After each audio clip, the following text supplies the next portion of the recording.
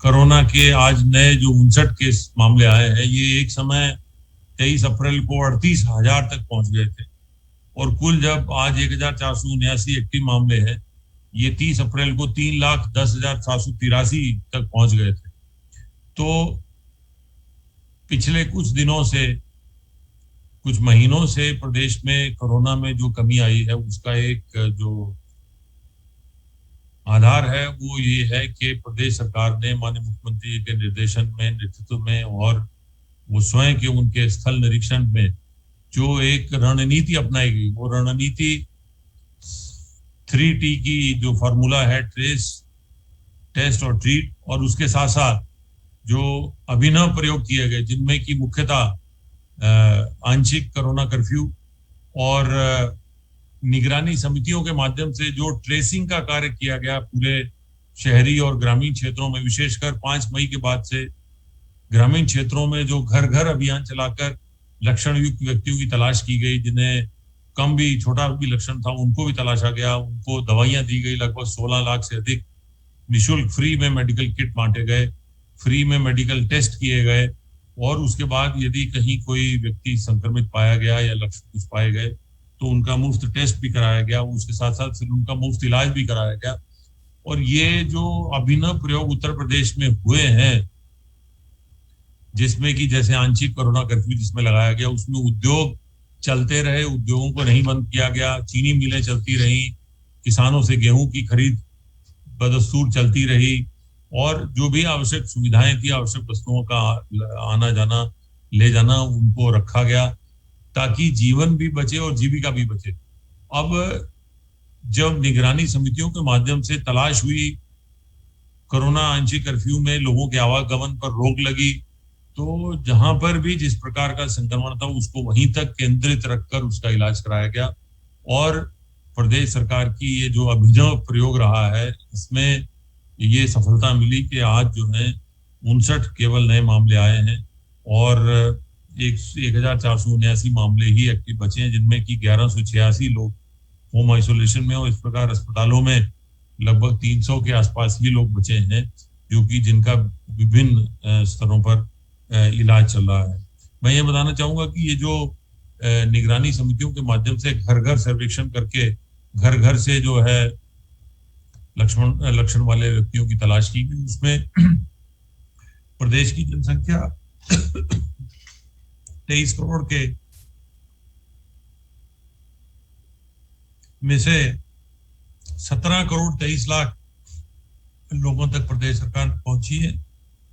प्रदेश सरकार की मशीनरी पहुंची है, और प्रदेश सरकार ने उनको लक्षणों की जांच की है, उनके टेस्ट कराए हैं। ये एक अपने में एक अभिनव प्रयोग है। और इसके साथ साथ जो अगला जो कार्यक्रम जो चलाया गया, वो जो टीकाकरण का, सबको मुफ्त टीका, प्रदेश सरकार सबको मुफ्त टीका उपलब्ध करा रही है। माननीय प्रधानमंत्री जी द्वारा 21 जून से पूरे देश में मुफ्त टीका उपलब्ध कराए जाने के साथ साथ अब प्रदेश में प्रत्येक उम्र वर्ग के जो हमारे लोग हैं, सबको मुफ्त टीका उपलब्ध कराया जा रहा है। और प्रदेश देश में सबसे अधिक टीका लगाने वाला प्रदेश है। और मैं यहाँ ये बताना चाहूंगा कि लगभग 3 करोड़ 76 लाख जो डोजेज हैं टीके की दी जा चुकी हैं। ये तेजी से टीका को आगे बढ़ाया जा रहा है, और लक्ष्य ये है कि अगस्त के आखिर तक कम से कम 10 करोड़ लोगों को टीका लग जाए, ताकि अधिक से अधिक लोगों को इस अगले किसी वायरस के आक्रमण से बचाया जा सके। मैं यहाँ ये भी बताना चाहूंगा कि जो पूरे हमारी रणनीति रही है, उसमें टेस्ट की संख्या को नहीं घटाया गया है, बल्कि इसके बावजूद के वर्तमान में केवल 59 टेस्ट केसेस मिले हैं। टेस्ट की संख्या वही 2.5 लाख के आसपास रखी गई है। कल भी 2,35,959 टेस्ट हुए हैं। इतनी अधिक संख्या में इतने कम मामलों में टेस्ट करने वाला उत्तर प्रदेश पहला प्रदेश है, और देश में सबसे अधिक टेस्ट करने वाला भी प्रदेश जो है वो उत्तर प्रदेश है। इस प्रकार दोनों प्रकार से टेस्ट में भी और सबसे अधिक टीका लगाने में भी उत्तर प्रदेश देश में नंबर 1 है। और माननीय मुख्यमंत्री जी के निर्देशन में और उनके निरीक्षण में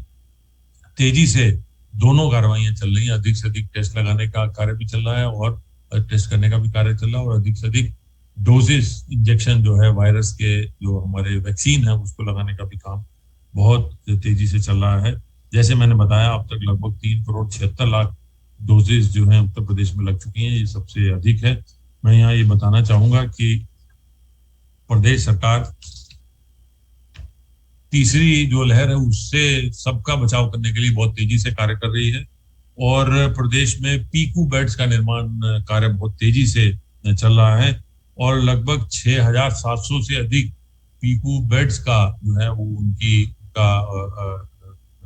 व्यवस्था की जा चुकी है। उनमें जो है लगभग 3,000 से अधिक पीकू के आईसीयू बेड्स हैं, और इसके साथ साथ प्रदेश में सभी अस्पतालों में ऑक्सीजन की भी समुचित व्यवस्था की जा रही है। प्रदेश में इस समय लगभग 548 जो है ऑक्सीजन प्लांट सैंक्शन है, जिनमें से 143 से अधिक जो है वो चालू हो गए हैं, और ये प्रयास किया जा रहा है कि हर अस्पताल के पास अपना एक ऑक्सीजन प्लांट भी होना चाहिए, ताकि किसी भी ऐसी दशा में जब ऑक्सीजन की जरूरत पड़े तो किसी प्रकार की कठिनाई ना आए। पीकू बेड के साथ साथ वृहद स्तर पर ऑक्सीजन की इतनी व्यवस्था करने वाला उत्तर प्रदेश जो है पहला प्रदेश है, और ये दर्शाता है कि माननीय मुख्यमंत्री जी कितने सेंसिटिव हैं, कितने संवेदनशील हैं कि प्रदेश में तीसरी लहर के लिए समुचित, जो संभावित तीसरी लहर विशेषज्ञों द्वारा बताई गई है, उसके लिए समुचित व्यवस्थाएं समय से हो जाएं। मैं यहाँ ये भी बताना चाहूंगा कि माननीय मुख्यमंत्री द्वारा आज टीम 9 की बैठक में ये भी निर्देश दिए गए हैं कि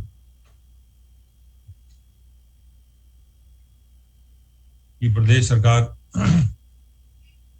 द्वारा जो दस्तक अभियान, घर घर दस्तक अभियान चलाया जाना है, वो 25 जुलाई से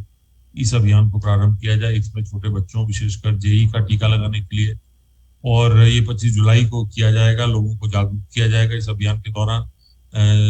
डेंगू, फाइलेरिया, मलेरिया, इंसेफ्लाइटिस की जो है ये मरीज हैं, इनके या इन बीमारियों से होने वाले नुकसान के बारे में और उपचार के बारे में ये पूरा ये चलाया जाएगा। उसके बाद 26 जुलाई से प्रदेश सरकार द्वारा आयुष्मान भारत के अंतर्गत निशुल्क इलाज के लिए गोल्डन कार्ड बनाने का एक बार फिर से विशेष सप्ताह चलाया जाएगा। माननीय मुख्यमंत्री द्वारा स्वास्थ्य विभाग को निर्देशित किया गया है कि समय से और इस प्रकार अभियान चलाया जाए कि अधिक से अधिक लोगों को इससे जो है लाभान्वित किया जाए। इसके अतिरिक्त माननीय मुख्यमंत्री द्वारा आज टीम 9 की बैठक में ये भी निर्देश दिया गया, निर्णय लिया गया कि अब प्रत्येक मंगलवार को जो तहसील दिवस होता था वो मंगलवार की बजाय शनिवार को होगा, और थाना दिवस जो पूर्व से शनिवार को होता आ रहा है वो भी शनिवार को होगा। अंतर केवल ये रहेगा कि प्रथम और तृतीय शनिवार को तहसील दिवस और द्वितीय व चतुर्थ शनिवार को थाना दिवस के रूप में मनाया जाएगा। इस अवसर पर माननीय मुख्यमंत्री जी ने जनता की शिकायतों का समय से और गुणवत्तापूर्वक निराकरण करने का भी सबको निर्देश दिया कि तहसील दिवसों में और थाना दिवसों में जो भी समस्याएं लोगों द्वारा उठाई जाएं, उनका समय से और गुणवत्तापूर्वक निस्तारण होना चाहिए। किसी भी प्रकार से जो आम जन सामान्य की शिकायतें हैं वो लंबित नहीं रहनी चाहिए, समय से और गुणवत्ता से उनका निस्तारण होना चाहिए। और इस कार्य के लिए प्रत्येक जनपद के जिलाधिकारी व वरिष्ठ पुलिस अधीक्षक उनके व्यक्तिगत रूप से जिम्मेदार होंगे और वो जवाबदार होंगे। इसके अतिरिक्त उन्होंने ये भी माननीय मुख्यमंत्री ने आज निर्देश दिया है कि जो एल्डर हेल्पलाइन है 14567 उसका और अधिक से अधिक उपयोग किया जाए और उसको एम्बुलेंस सेवा के साथ जोड़ा जाए। किसी भी घर में बुजुर्ग रह रहे हैं, उनको बुजुर्गों को किसी प्रकार की कठिनाई ना हो, और अगर ऐसी कठिनाई आती है तो इमरजेंसी में वो ये नंबर डायल करके उत्तर प्रदेश सरकार उनकी सहायता के लिए उपलब्ध रहे। उन्हें एम्बुलेंस, उनकी दवा, उनका डायलिसिस, किसी प्रकार की उनको आवश्यकता है तो ये एम्बुलेंस के माध्यम से और जो हमारी आशा वर्कर हैं उनके माध्यम से प्राथमिकता से उनको ये सुविधाएं उपलब्ध कराई जाएं, ताकि प्रदेश में कोई भी बुजुर्ग, कोई भी अगर उसकी कठिनाई हो तो सरकार उसके साथ हमेशा जो है वो खड़ी नजर आए। इसके साथ साथ जो ये हेल्थ एटीएम का एक प्रस्ताव है, माननीय मुख्यमंत्री ने कहा है कि जो हमारे सीएचसी पीएचसी हैं उनमें हेल्थ एटीएम भी लगाए जाए। हेल्थ एटीएम इस प्रकार की मशीन है जो कि डॉक्टर को रिमोट से कनेक्ट करके, डॉक्टर दूर भी बैठे होंगे उनको वर्चुअली कनेक्ट करके वो जो पेशेंट है उनकी पूरी जांच कर देती है और जांच के नतीजे दूर बैठे डॉक्टर के पास पहुंचते हैं और डॉक्टर उसको समुचित सलाह और समुचित दवा दे सकते हैं। ये एक तरह का क्रांतिकारी परिवर्तन है और क्रांतिकारी ये सुविधाएं हैं जो कि गांव-गांव में, देहात में जो हमारी पीएचसी सीएचसी हैं वहां पर उपलब्ध कराई जा सकती हैं, ताकि किसी भी बुजुर्ग को किसी प्रकार की कोई कठिनाई आए तो वो, और किसी आम आदमी को भी, तो एटीएम के माध्यम से वो स्थानीय स्तर पर ही उसे ट्रेवल ना करना पड़े, स्थानीय स्तर पर ही उसकी जांचें हो जाएं, और डॉक्टर जो कि अपने अस्पताल में बैठकर उसको मॉनिटर कर रहा है दूर, वो उनके लिए समुचित दवाएं और सलाह भी दे सके।